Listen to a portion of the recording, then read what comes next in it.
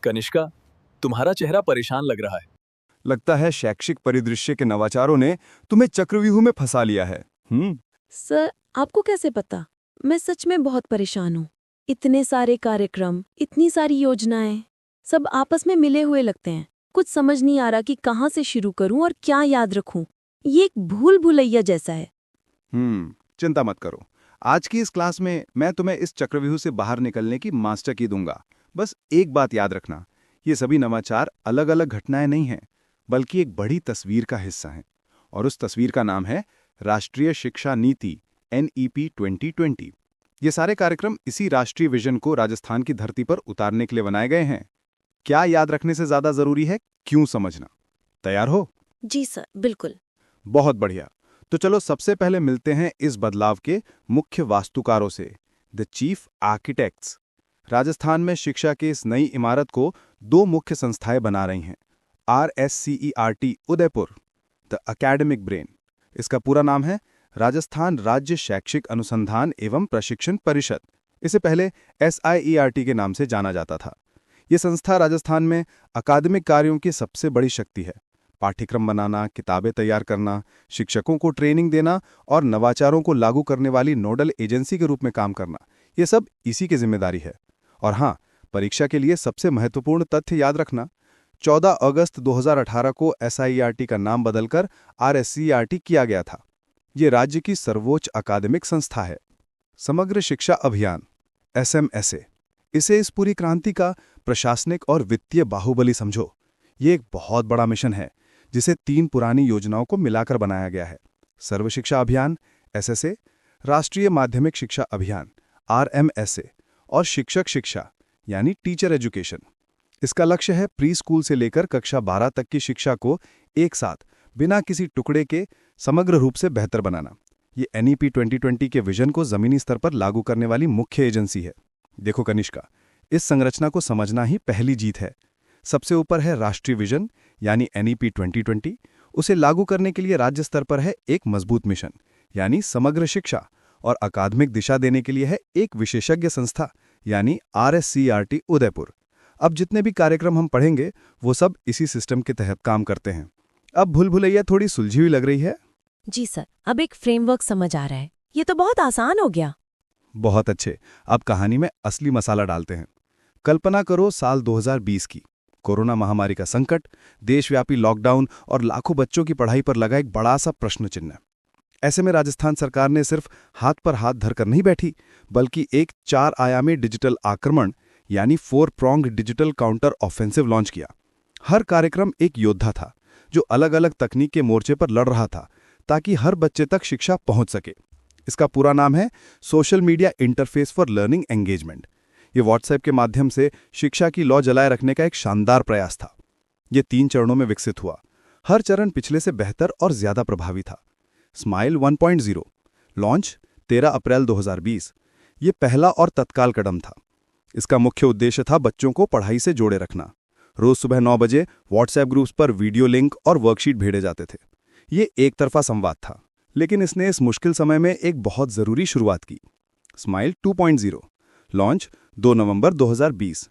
आओ घर में सीखें अभियान के साथ ये दूसरा चरण शुरू हुआ। इसमें क्रांतिकारी बदलाव आया, फीडबैक और व्यक्तिगत ध्यान। अब बच्चों को गृह कार्य दिया जाने लगा। शिक्षक उनसे फोन पर बात करके फीडबैक लेते थे और हर बच्चे का एक डिजिटल पोर्टफोलियो बनाया जाने लगा। संवाद अब 2 तरफा हो गया था। स्माइल 3.0 लॉन्च 21 जून 2021। ये सबसे उन्नत और परीक्षा केंद्रित चरण था। इसमें मूल्यांकन और उपचारात्मक शिक्षण पर ध्यान केंद्रित किया गया था। हर शनिवार को व्हाट्सएप पर साप्ताहिक क्विज आता था। क्विज के प्रदर्शन के आधार पर जिन बच्चों को अतिरिक्त मदद की जरूरत होती, उन्हें विशेष उपचारात्मक शिक्षण सामग्री भेजी जाती थी। सोचो, इस मिशन का स्तर कितना बड़ा था। पूरे राज्य में 20,000 से ज्यादा व्हाट्सएप ग्रुप्स बनाए गए थे ताकि हर बच्चे तक पहुंचा जा सके।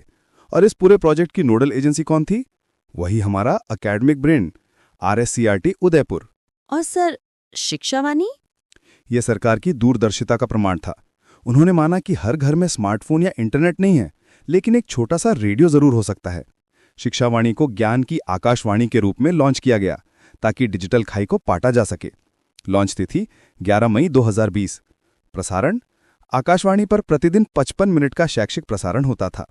कंटेंट कक्षा 1 से 12 के लिए ऑडियो आधारित पाठ, कहानियां और रोचक शैक्षिक मामड़ी, जिसे RSCRT द्वारा तैयार किया जाता था। शिक्षा दर्शन? ये तीसरा मोर्चा था, उन घरों के लिए जहां टीवी तो था पर शायद इंटरनेट नहीं। DD राजस्थान चैनल पर शिक्षा दर्शन कार्यक्रम शुरू किया गया। लॉन्च तिथि 1 जून 2020। प्रसारण होता था सोमवार से शनिवार और कुल 195 मिनट यानी 3 घंटे 15 मिनट का, जिसमें अलग अलग कक्षाओं के लिए अलग अलग टाइम स्लॉट्स थे। हवा महल कार्यक्रम? ये मेरा पसंदीदा नवाचार है। ये सिर्फ पढ़ाई के बारे में नहीं था, बल्कि बच्चों के मानसिक स्वास्थ्य और खुशी के बारे में था। हर शनिवार को व्हाट्सएप के माध्यम से एक लिंक भेजा जाता था, जिसमें कहानियां, कविताएं और मजेदार गतिविधियां होती थीं। लॉन्च तिथि 2 मई 2020। उद्देश्य कहानियों और गतिविधियों के माध्यम से बच्चों के लर्निंग गैप को दूर करना और सीखने को रोचक बनाना। टैगलाइन सबसे महत्वपूर्ण है। ये टैगलाइन कोरोना समय में बच्चों का झरोखा। देखा तुमने, ये कोई एक योजना नहीं थी, बल्कि एक सोची समझी रणनीति थी। व्हाट्सएप, रेडियो, टीवी, हर माध्यम का उपयोग किया गया ताकि कोई भी बच्चा पीछे ना छूटे। ये शिक्षा में समानता और समावेशन का बेहतरीन उदाहरण है। सर, अब एक प्रश्न पूछूं? चलो कनिष्का, अब तुम्हारी बारी।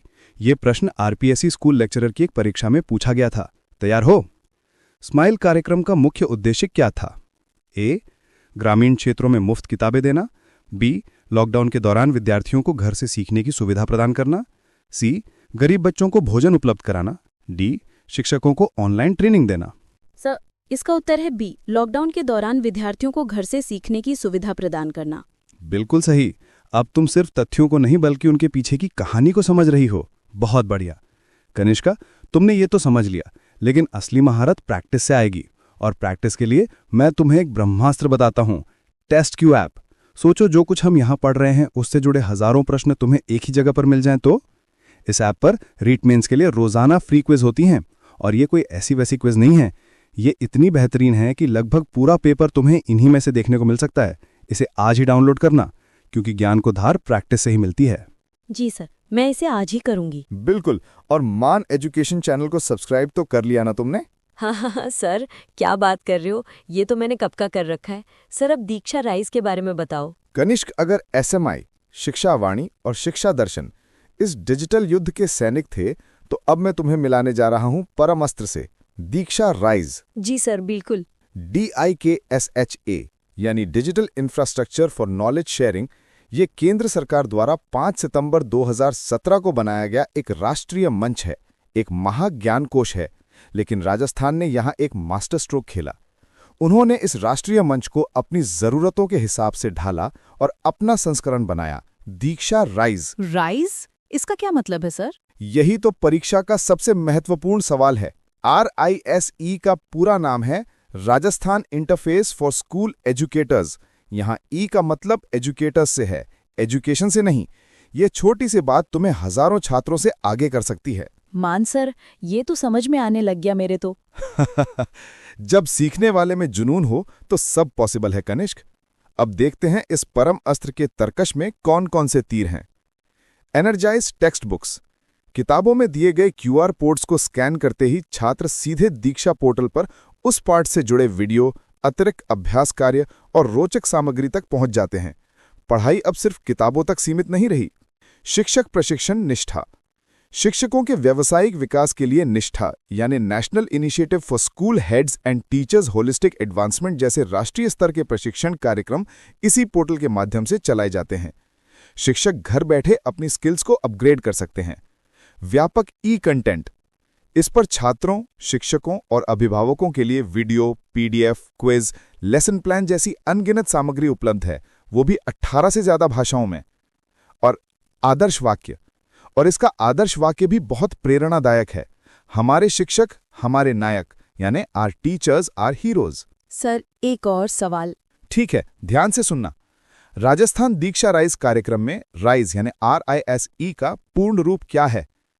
Rajasthan initiative for school education, Rajasthan interface for school educators, Rajasthan innovation for school excellence या Rajasthan institute of school education. Sir, इसका उत्तर है B, Rajasthan interface for school educators. आपने अभी बताया था कि E का मतलब एजुकेटर्स है। शानदार। देखा कैसे एक छोटी सी डिटेल पर ध्यान देने से मुश्किल सवाल भी आसान हो जाता है। यही टॉपर की निशानी है। कनिष्क, अब तक हमने डिजिटल क्रांति की बात की, लेकिन एक और क्रांति थी जो स्कूलों की चारदीवारी के अंदर हो रही थी। भारी भरकम बस्तों और रटने वाली पढ़ाई के खिलाफ एक आनंदमयी विद्रोह, और उस विद्रोह का नाम था नो बैग डे। हाँ सर, इसके बारे में पढ़ा है। हर शनिवार को बच्चे बिना बैग के स्कूल जाते हैं। बिल्कुल, ये पहल भी NEP 2020 के आनंदपूर्ण और अनुभवात्मक अधिगम के सिद्धांत से प्रेरित है।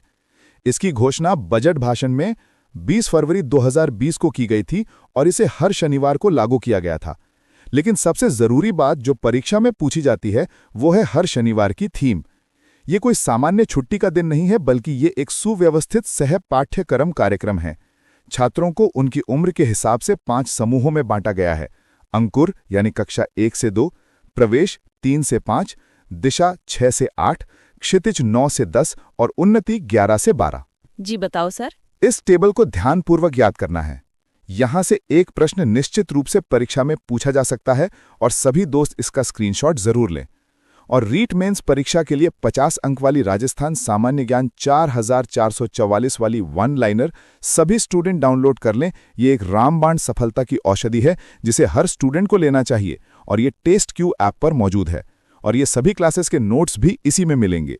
जी सर, मैं तो इसी ऐप से लीट मेंस की तैयारी कर रही हूँ। मुझे इससे अच्छा ऐप कोई भी नहीं मिला। देखो कनिष्क, अब वापस आते हैं। ये सिर्फ मौज मस्ती नहीं है, ये एक सोचा समझा ढांचा है। पहले शनिवार को बच्चा अपनी जड़ों से जुड़ता है, दूसरे में संवाद सीखता है, तीसरे में स्वास्थ्य, चौथे में दिमागी कसरत और 5वें में समाज से जुड़ना सीखता है।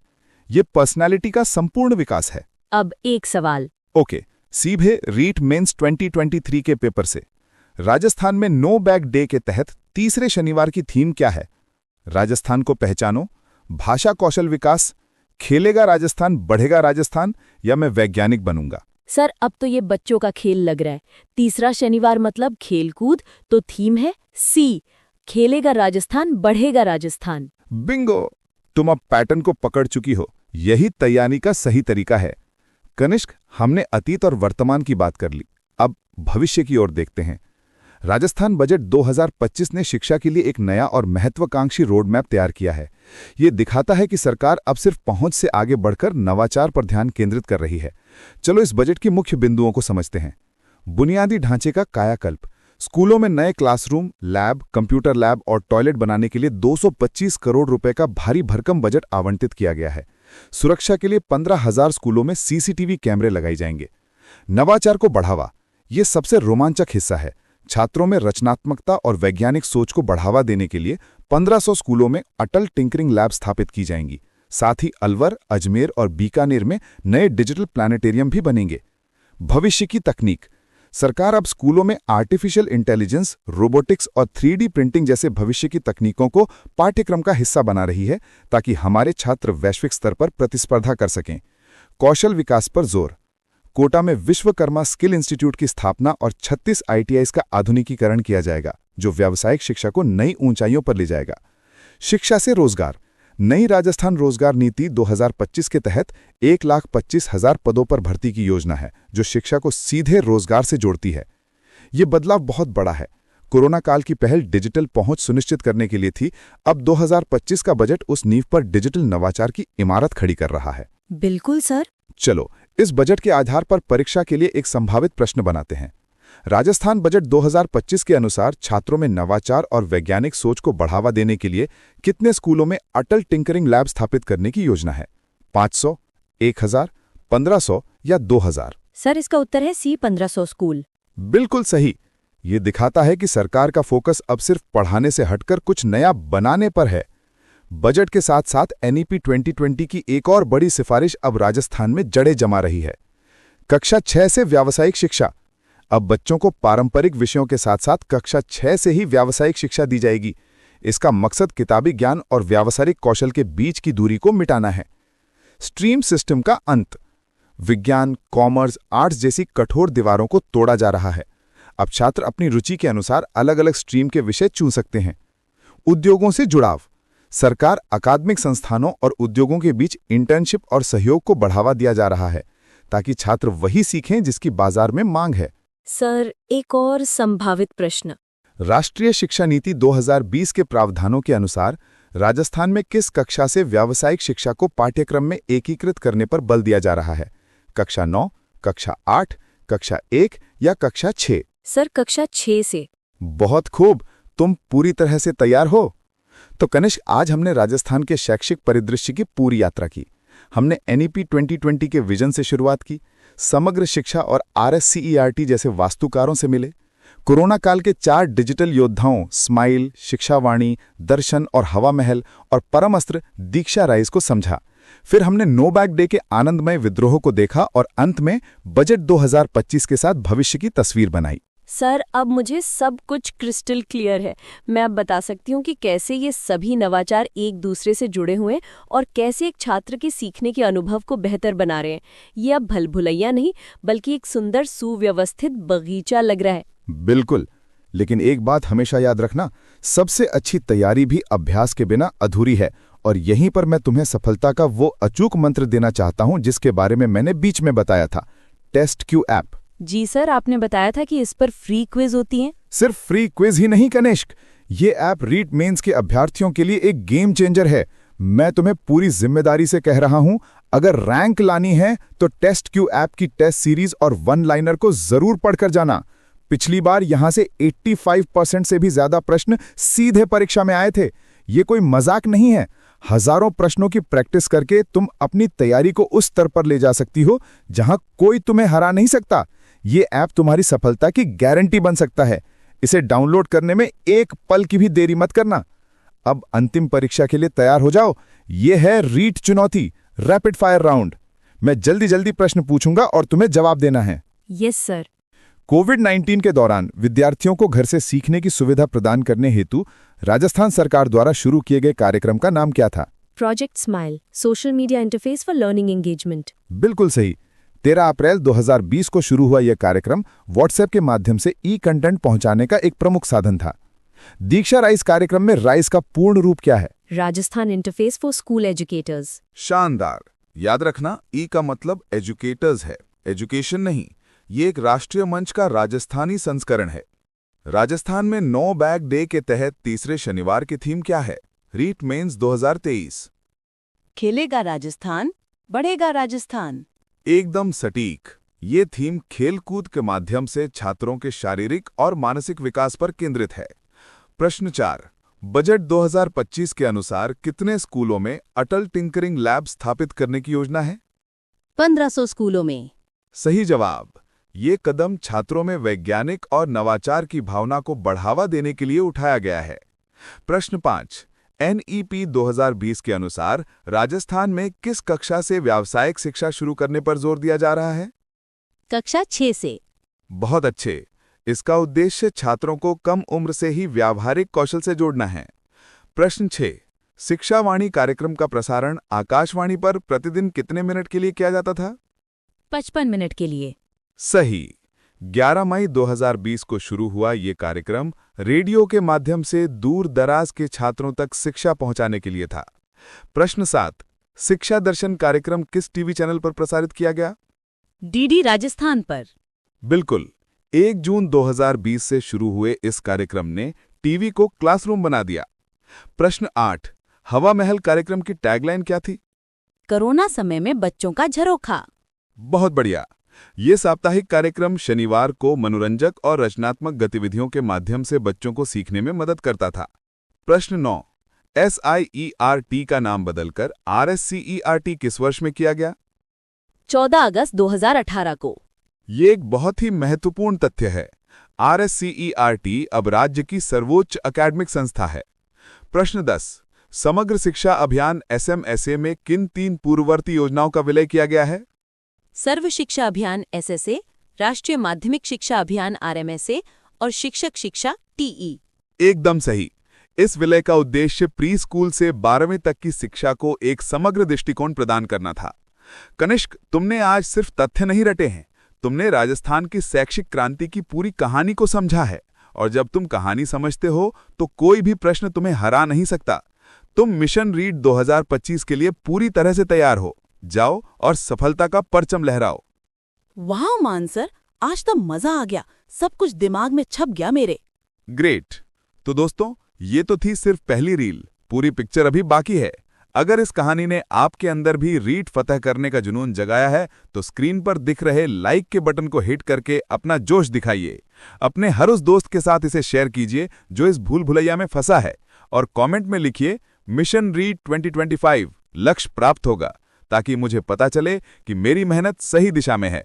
और हाँ, चैनल को सब्सक्राइब करके बेल आइकन दबाना मत भूलना, क्योंकि अगली क्लास जल्दी आ रही है।